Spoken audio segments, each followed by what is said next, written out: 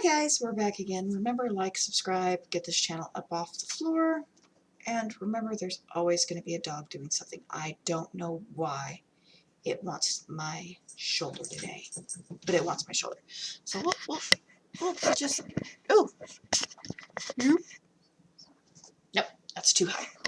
You guys gotta get pregnant by these shoulders, right? No.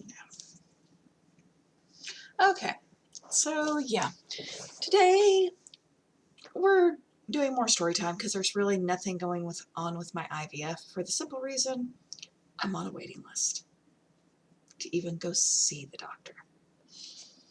So, in turn, we're still raising money. We're still raising funds. That's going to be down below, of course. But we're going to do Karen stories. So it's a story time. And this is just going to be two really short stories of Karens that I've ran into. Because I kind of did a Karen story the other day, yesterday. But that was the first Karen. So I'm going to do some more recent Karens that I've ran into. Keep in mind, I do work in a hospital, so I've had all kinds of things happen. Even though I knock the door, say that I'm dietary, walk in, and some guys have to drop their pants. I don't like that. If I want to see that, I'm going to go home and look. Okay, guys, so yeah, we don't really want to see you drop your pants. Thank you. But yeah, so we're going to do two really quick Karen stories that get it all out. Now, I do work in a hospital, so even though I work in the dietary and for some odd reason our dietary goes up into the rooms, I've had lots of things happen. I've had guys drop their pants. I've seen huge hemorrhoids. Oh my gosh, I feel so sorry for that individual. I have had people pee on me. I have had people grab me. I have had people grab and squish my boobs to make sure they're real. They're real. They're not fake. I grew these. I'm pretty proud of them. But I've had people do these things to make sure that my boobs are real, according to one gentleman, and everything else. But we're going to go on a Karen story for the hospital first. Now, I'm not going to give any names or anything to anyone or anything else or what was going on. I get a call, and this lady is demanding to see someone from the kitchen immediately. So, like, I'm the cook. I'm going up there. I'm going to hopefully make this person a little... I am having major problems with these straps today. Okay. Having major problems. Well, this lady, according to her, is having major problems with her food. This is a while back. I go up there, smile, bright red lips. Always have the bright red lips, guys. I love them. But I go in there, and she tells me the food that she ordered, and this is not the patient. This is not the patient. She tells me the food that she ordered was not what she ordered. And I'm sitting there looking at the food, and the poor gentleman was a very special diet. She thought she was ordering for herself. Not the patient. Okay, first and foremost, my patients are my world. I love my patients. I love helping them. I love helping them feel better. Will you two not fight over a sock? Yeah. Husky time, guys. Huskies! Okay. But this woman informed me that it was not what she ordered because this had no consistency. I'm like, ma'am, this is the patient's food. You have to buy your own food. And she informed me that I was wrong, that I didn't know what I was talking about, and No, the menu that was sent up every day was for her. And she had not yet got anything she ordered. This gentleman had been here, been at the hospital for over a week, and apparently, I don't know if it was his wife or daughter, was ordering his food, but not ordering it for him, ordering it for herself, and was mad because it came up pasty.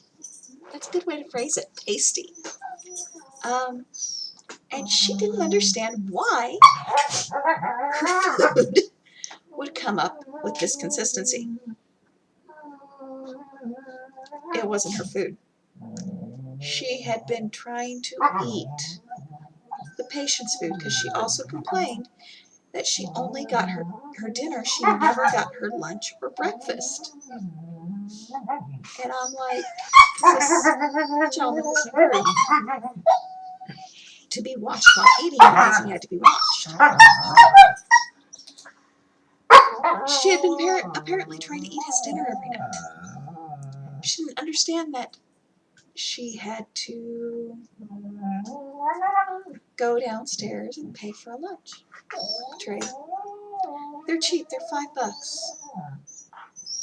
But she was under the assumption that the menus that were set up that she was filling out was for her. And she asked to speak to my supervisor, and I said, well, my supervisor's not here, but I can send them up to your room tomorrow. And that's exactly what I did. This lady went up one side of me and down the other side, very angry. Stop it, both of you. Both. No, you're both in trouble with me. Not just one. You're both in trouble. That's how we solve puppy issues. Because they've decided that next to me is the perfect place to wrestle.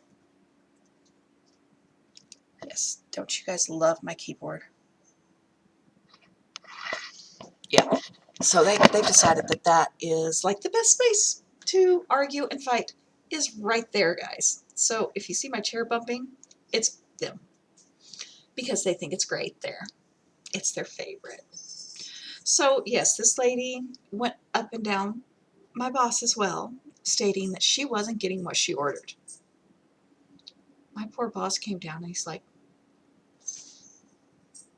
this woman was serious. She thought the patient's food was hers. I'm like, yeah, she really did. Okay, so when I go into rooms, I don't sound like this either. I sound really chip and cheery, and it's really amazing because they think I'm a happy, happy person when I'm 90% of the time not. So every time I go in a room, I put a smile on my face because you can hear a smile. You can hear the difference in the pitches and tones in people's voices when they're smiling and not, even under a mask. So, yeah. I don't go up to the floors without mask on. So, yeah. Mask and gloves, I wear them up to the floors every time I go to each room. Yeah, I don't touch anything in those rooms, guys. I'm not risking COVID. So, yeah, that is my first Karen story, and it's a hospital Karen story. Now, this next Karen story, it's my favorite that happened only a couple of weeks ago. I am at Walmart. I am picking up medicine because I had 3 family members with upset stomachs, and I had been up all night with 3 said family members with upset stomachs. So I was picking up stomach medicine because right now Walmart's closed overnight. Our Walmart has always been 24 hours near our house, and it is no longer 24 hours. In fact, it closes at 8. So yeah. So I was in there as soon as they opened. 7 o'clock, like I got done getting all the medicine at 7:30. I'm walking over to pay. I don't go through the cashier lines. I just quickly scan myself out. Well, I start scanning my medicine, and this lady is sitting there just going up and down each one of these Walmart employees asking to see the manager. The manager's there. He's like, I am the manager, ma'am. how can I help you? And she's like, your machines are fraudulent. They're just stealing money. They're saying it's not in there, and then they're charging me for my product, and I'm not getting it. And I guess I went to the same machine that she used. I think she put in the wrong pin, and she had got declined. And she informed me, because she looked at me. I looked trashy that morning, really trashy. I didn't have my lips done. I didn't have eyeshadows on. I didn't have anything done. I didn't even have my hair done. It was just up in a slop. At that time, I still had long hair, so it was up in a sloppy ponytail. I was wearing leggings and a workout shirt. I looked really, really trashy. And first she goes, well, your food stamp card's not going to work. And I'm like, I don't have food stamps. And food stamp card wouldn't take this stuff anyway. It doesn't buy medicine. I don't know why, but it doesn't buy medicine. So then I told her I've never had a problem spending my money at Walmart. Walmart wants my money. They want everybody's money. They don't care who you are. They want your money. So intern, sitting there, and I scan all my stuff out. And she's going off on me because I'm scanning. I'm not worried about my card being declined. So I finished my transaction. I put my card in. Approved. I start grabbing my stuff and I say, see, lady, I didn't have a problem. And she's going, well, you're a B and everything else. And I'm like, oh, how sweet. That's the nicest thing somebody said to me this morning. Thank you. And she's angry. And her kids, and I'm just looking at her and go, okay, Karen. No problem, Karen. And she's like, my name is not Karen. I am not Karen. I don't know why you're calling me Karen, but I am not Karen. Her kids, teenagers, are cracking up at this point because I called her a Karen. She was a Karen. If you're a Karen, I'm gonna call you a Karen to your face. But she was still asking to see the manager of the self-checkout registers. Demanding to see the manager of the self-checkout registers. Because the manager said that they're just registers. You just check yourself out. So she was very, very angry. Her kids, and she was sitting there yelling all kinds of lovely profanities at me. I didn't cuss once. I'm very proud of that. And my daughter's up. And so proceed to keep calling her Karen. And I'm like, okay, Karen, whatever, Karen.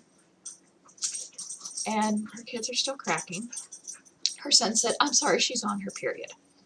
I look at him and I go, honey, that's just an excuse for some women to act like bullies and act like idiots. It doesn't do that. You can be cranky, but it doesn't give you an excuse to be mean to people. Sorry, people. Men, it's not an excuse to act like that. Yeah, you can get super uncomfortable. You can be a little gripey and grumpy, but it's no reason to mistreat someone. So that's my 2 Karen stories. Like and subscribe down below. Have a great day. Be good to each other. Hopefully you guys enjoyed the Husky play along, because it's been going on the whole time this video's been going on. Have a great day, guys.